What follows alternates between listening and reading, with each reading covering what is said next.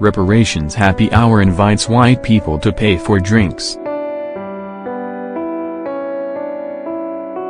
On Monday night, a bar in Portland, Oregon hosted people of color and gave them $10 as they arrived, a symbolic gift funded primarily by white people who were asked not to attend the Reparations Happy Hour. A local activist group, Brown Hope, wanted the event to be a space for people of color in a mostly white city to meet, organize, discuss public policy and potentially plan various actions.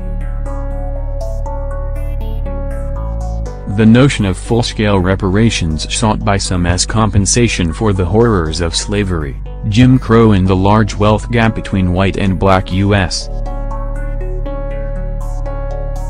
households was supported by 58% of black people and 46% of Hispanic people in a 2016 poll. However, 68% of white Americans do not support reparations. When the topic was brought up during the 2016 presidential campaign, Vermont Sen. Bernie Sanders said it was divisive and unlikely to get through Congress. The economist Robert Brown once estimated a fair value for reparations of $1. $4 trillion to $4.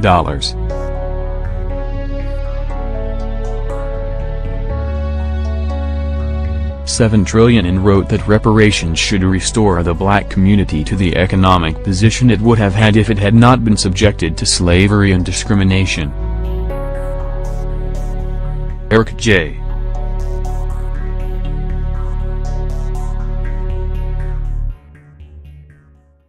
Miller, a professor at Loyola Law School, said the case for reparations involves a reckoning with the country's history. Part of our history is our grandparents participating in these acts of terrible violence against black people, he told HuffPost. But people don't want to acknowledge the horror of what they engaged in.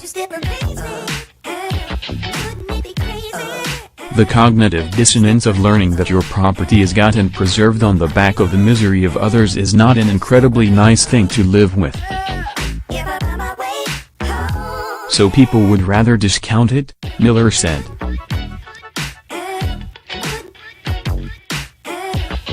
Cameron Whitten, the 27-year-old activist who organized the event, said that attendees felt seen and valued by the Portland event but noted there are much larger goals.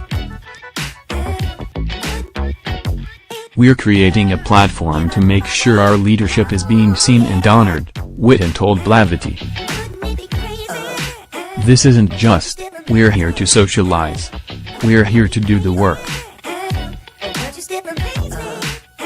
In a place like Portland, where our community is so fractured and our first step is to bring us back together, and then from there organize and mobilize to create policies to create justice in our communities. There was enough interest in the idea, which was funded by about 100 people who were mostly white, to hold other happy hours, which will be called Reparations Power Hour to accommodate those who don't drink. Whitten anticipated some of the criticism he's faced, telling the New York Times the event is not meant to diminish the seriousness of reparations. In 2014, the writer Ta-Nehisi Coates made the case for reparations in The Atlantic. H.R.